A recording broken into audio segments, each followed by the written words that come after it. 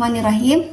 Sebelumnya, perkenalkan, aku Nurul Fatmaratus Solihah dari Prodi AT semester 2. Di sini saya akan presentasikan mengenai apa saja sih adab-adab mufasir terhadap kolega-kolega dan murid-muridnya. Baik, kita langsung masuk ke pembahasan yang pertama. Adab-adab mufasir terhadap koleganya. Saya di sini hanya akan menyebutkan 3 ya. Jadi yang pertama, seorang mufasir itu memiliki kedudukan yang mulia. Dia dituntut untuk menjadi baik dalam perbuatan, dalam sikap maupun ucapan. Karena kalau kita memiliki adab yang baik, itu akan menarik orang untuk lebih mudah dalam menerima apa yang kita sampaikan. Sebagaimana Rasulullah itu bersabda, al-kalimatu thayyibatu shadaqah. Perkataan yang baik itu adalah sedekah.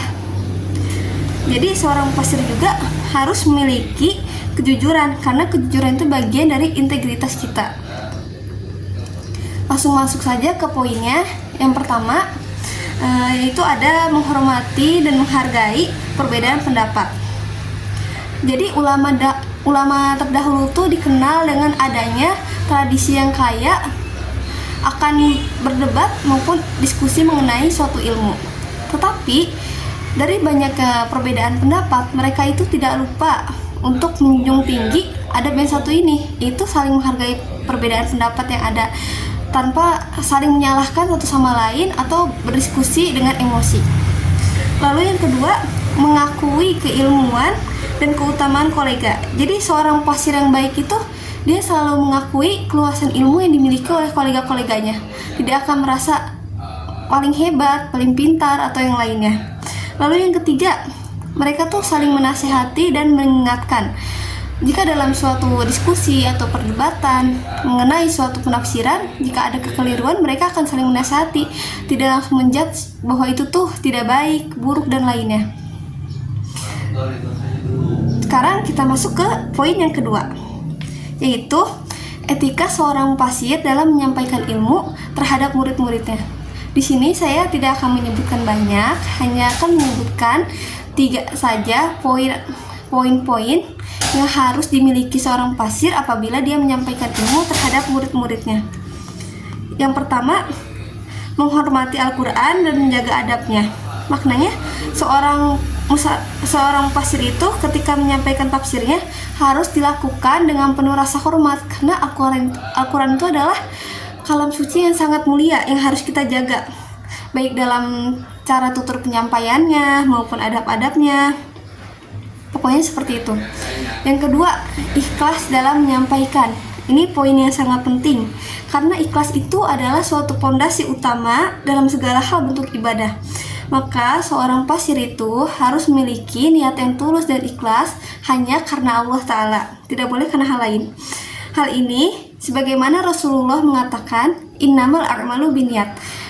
Sesungguhnya segala sesuatu itu diawali dengan niat. Jadi kalau niatnya kita karena Allah, pasti akan hasilnya juga baik. Lalu poin yang ketiga, mengajar sesuai tingkat kepemahaman murid. Contohnya, mungkin beberapa murid yang kita ajarkan ada yang memiliki pemahaman yang berbeda-beda. Ada yang lebih mudah memahami, ada yang sulit memahami. Disitulah tugas poin utama seorang mufasir itu harus mengajarkan sesuai pemahaman mereka. Jadi dengan cara memilih penyampaian dengan kosakata yang lebih mudah dipahami dengan baik, menghindari kata-kata yang mungkin bersifatnya ilmiah yang belum harusnya dimengerti. Ini juga berkaitan dengan Rasulullah mengatakan, dari Imam Muslim meriwayatkan dari Abdullah bin Mas'ud radhiyallahu anhu berkata, tidaklah kamu berbicara ke suatu kaum dengan suatu perkataan yang tidak bisa dicapai oleh akal mereka, kecuali di antara mereka akan muncul fitnah. Jadi itu 3 poin yang harus dimiliki oleh seorang mufasir ketika menyampaikan hal ilmu. Masih banyak lagi poin yang lainnya, cuman saya hanya bisa menyampaikan 3 saja. Lalu kita masuk ke pembahasan yang terakhir. Di sini saya ingin langsung mencontohkan kisah-kisah adab seorang mufasir terhadap kolega-kolega maupun murid-muridnya. Tetapi ini diambil dari kisah-kisah ulama terdahulu. Dikisahkan dari seorang ulama besar yang bernama Imam Syafi'i. Pasti kalian semua kenal siapa Imam Syafi'i. Beliau tuh memiliki pandangan yang berbeda dalam beberapa masalah terhadap gurunya, yaitu Imam Malik. Namun perbedaan yang ada ini tidak menghalangi beliau untuk meninggikan rasa hormatnya dan persahabatan kepada gurunya itu. Imam Syafi'i juga, beliau itu sangat menghargai ilmu-ilmu yang dimiliki oleh setiap kolega-koleganya dan selalu berusaha mengambil manfaat, tidak merasa benar sendiri ataupun yang lainnya. Lalu yang kedua, ada lagi Imam Hambali. Beliau tuh dikenal dengan kesabarannya yang sangat luas dalam menghadapi kesulitan terhadap muridnya.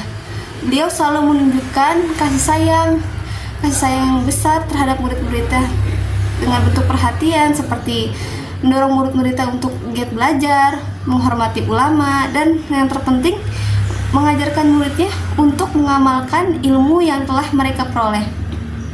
Nah, itu dua contoh kisah ulama di atas yang sangat mencerminkan adab seorang mufassir yang sebenarnya. Jadi kesimpulannya itu, karena ilmu tafsir adalah ilmu yang sangat mulia dan menuntut tidak hanya kecakapan intelektual, tetapi juga mementingkan adab yang luhur. Jadi etika dan akhlak itu bukan sekedar pelengkap, tetapi dia itu bagian dari inti dalam proses pencarian dan penyampaian suatu ilmu.